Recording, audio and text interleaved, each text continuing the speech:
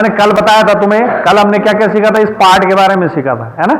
दो चर वाले, एक चर वाले, दो नहीं एक चर वाले, दो चर वाले रैखिक समीकरण आप कहां पढ़ोगे, कक्षा 10 में जाके। क्या गया, एक चर वाले रैखिक समीकरण। तो एक चर वाले रैखिक समीकरण में कल मैंने आपको चर के बारे में बताया था, चर राशियां बताई थी, है ना। अचर राशियां बताई थी, याद है। क्या होती है चर राशियां, बदलती रहती हैं। संख्याएं उनको राशियां भी बोल सकते हैं आप, है ना, उनको राशियां भी बोल सकते हैं। तो वे राशियां, वे संख्याएं जो अपना मान बदलती रहती हैं, वो चर संख्याएं कहलाती हैं, ये चर राशियां कहलाती हैं। जो अपना मान नहीं बदलते उनको क्या कहते हैं, अचर कहते हैं, ठीक है। और इन चर और अचर के मिलने से क्या बनता है, बीजीय व्यंजक। उनके बीच अगर कोई गणितीय संक्रिया हो तो क्या बन जाता है, बीजीय व्यंजक। क्या बन जाता है, बीजीय व्यंजक, ठीक है। और उसके बाद मैंने समीकरण बताई थी कि समीकरण में दो पक्ष होते हैं, उनमें समता का निशान यानी कि बराबर का चिन्ह होता है। एक पक्ष बाईं तरफ होता है, एक पक्ष दाईं तरफ होता है। जो बाईं हाथ का पक्ष होता है उसको बायां पक्ष यानी कि लेफ्ट हैंड साइड, और शॉर्ट में क्या लिखते हैं, LHS, और राइट हैंड साइड को RHS ऐसे लिखते हैं, ठीक है। Left hand side, right hand side, ठीक है। इस तरीके से अब हमने क्या करना है, ये समीकरणों के बारे में हमने पढ़ा था। अब हमने इन समीकरणों को हल करना सीखना है, कैसे इनको हल करते हैं। हल करने का मतलब है कि आपने ये जो चर है, ये चर है, चर दिख रहा है, चर कौन है इसमें, x है। चर कौन है इसमें, इस x का मान ज्ञात करना है।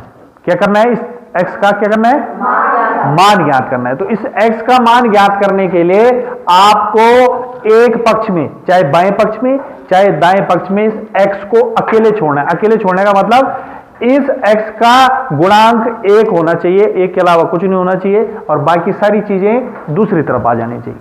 तो उसके लिए आपने क्या करना है, थोड़ा थोड़ा करके दूसरी तरफ से चीजें हटाते हुए चलनी, दूसरी तरफ से चीजें क्या करनी, हटाते हुए चलनी। जो काम आप बाएं पक्ष में करोगे वही काम आप दाएं पक्ष में करोगे। समझ में आ रहा है। सबसे पहले आपने क्या करना है, देखो दाएं पक्ष से चीजें क्या करेंगे, कम करते हुए जाएंगे। दाएं पक्ष से चीजें क्या करेंगे, कम करते हुए जाएंगे। तो आपने सबसे पहले क्या करना है, इस 2x को यहां से हटाना है। क्यों, क्योंकि हमें x क्या बनाना है, बाएं पक्ष में बनाना है। इस 2x को यहां से क्या करना है, हटाना है। तो 2x को हटाने के लिए हमें क्या करना पड़ेगा, 2x से, इस पक्ष से, इस दाएं पक्ष से 2x को घटा देंगे। जब घटा देंगे तो हट जाएगा ना, घट जाएगा। पर लेकिन अगर हमने 2x यहां से घटाया तो 2x हमें बाएं पक्ष में से भी क्या करना पड़ेगा, घटाना पड़ेगा, ठीक है। दोनों पक्षों में से हमें क्या करना पड़ेगा, 2x को घटाना पड़ेगा, तभी तो हटेगा।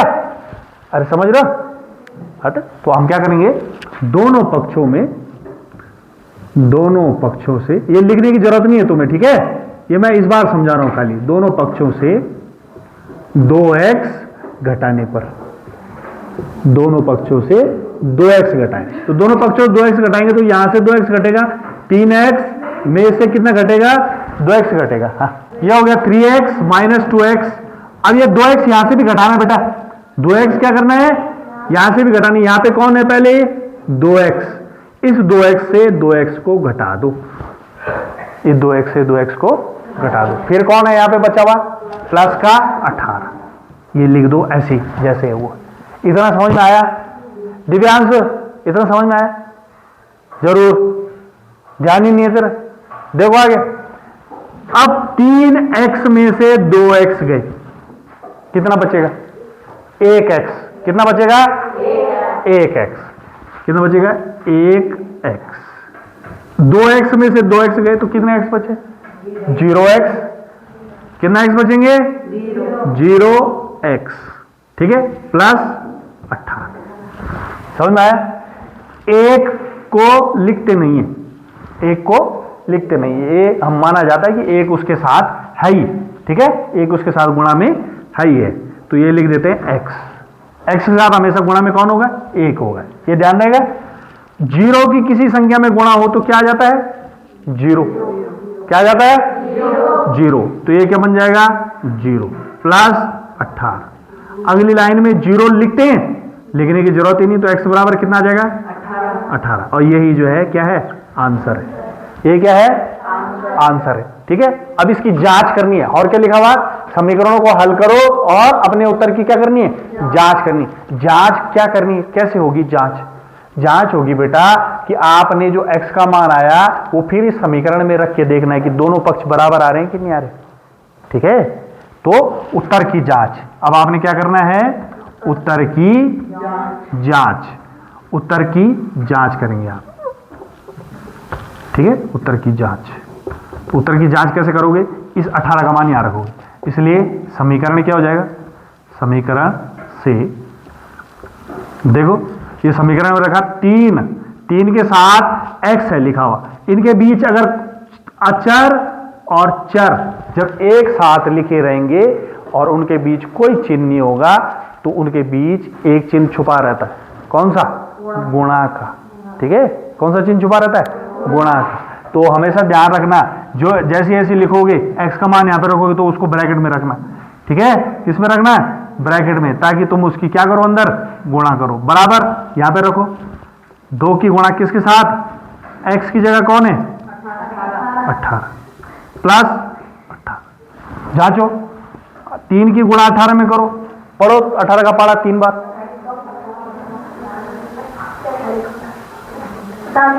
18 तिया 54, बायां पक्ष आ गया 54। और तो नहीं कर सकते इसको हल, दायां पक्ष देखो, 18 दूना 36, 36 प्लस 18 ये आ गया। अगली लाइन पे देखो 54 बराबर 36 और 18 जोड़ो और 18, हाँ एक एक करके जोड़ रहे, 54 कितना होगा, 54 वैसे भी जोड़ो तो देखो 8 और 6 कितना हो गया, 53 तक आए। 53 कैसा आया, तो वो आ भी सकता है, नेगी जी है, नेगी जी का आ सकता है। देखो यहां देखो 8 इकाई इकाई वाले जोड़ो, 8 और 6 14, 8 और 6 हासिल, अब जोड़ो 3 और 1 हासिल, ये देखो 54। 53 खाली किसका आ सकता है, अमन जी का आ सकता है।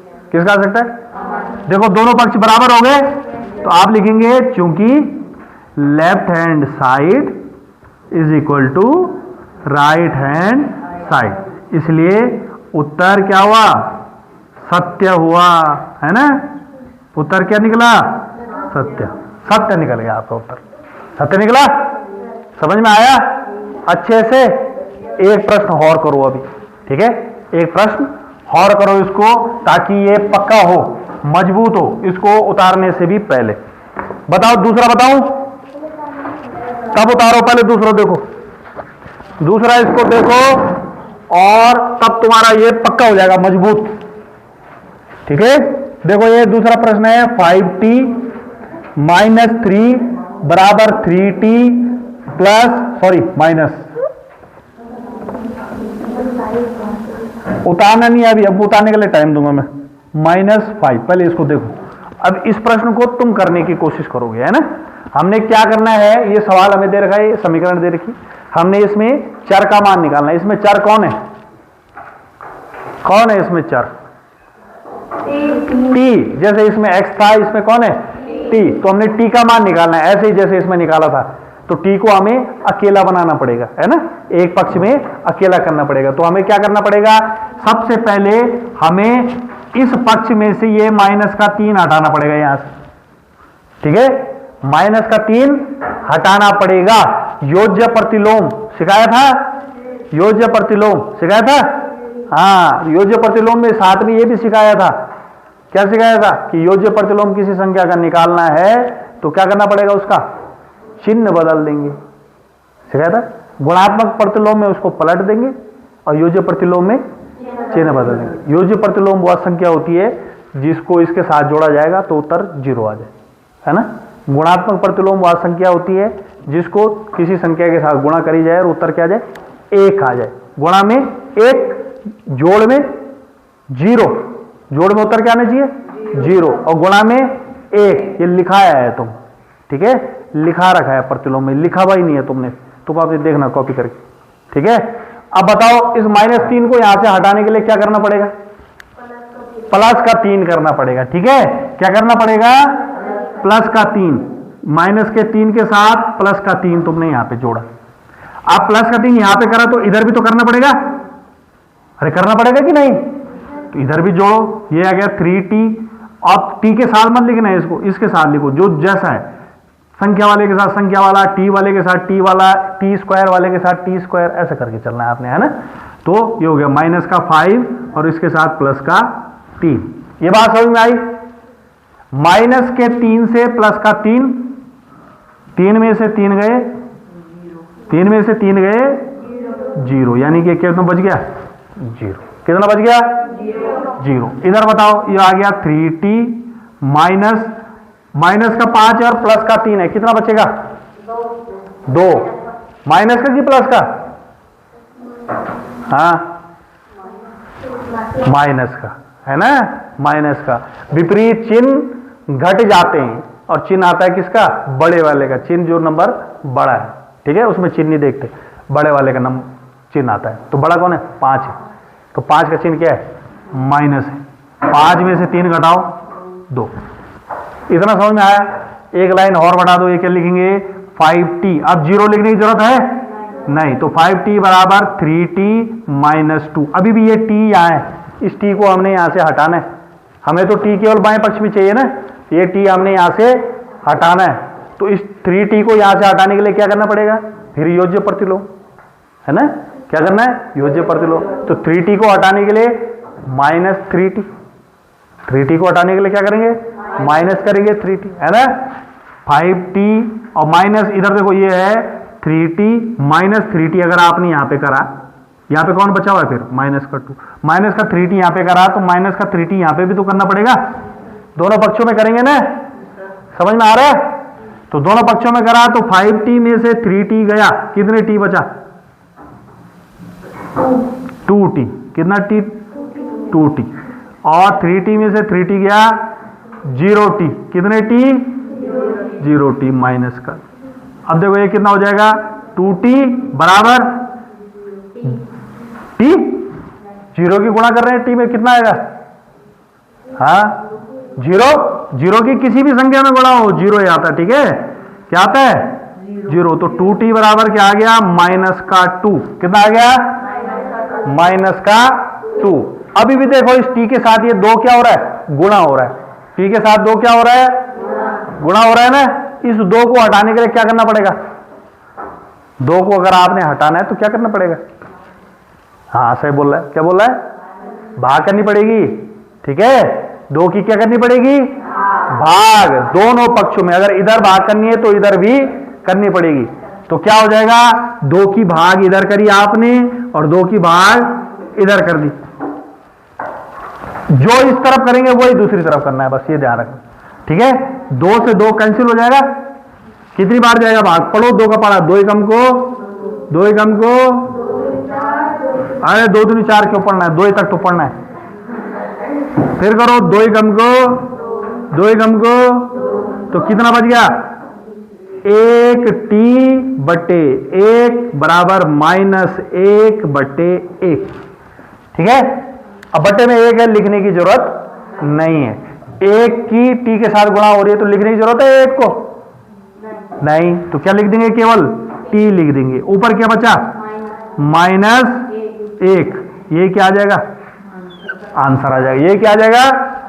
आंसर। अब क्या करना है? जांच करनी है उत्तर की। उत्तर की क्या करनी है? जांच। उत्तर की क्या करनी बेटा? जांच करो। उत्तर की जांच में क्या करते हैं?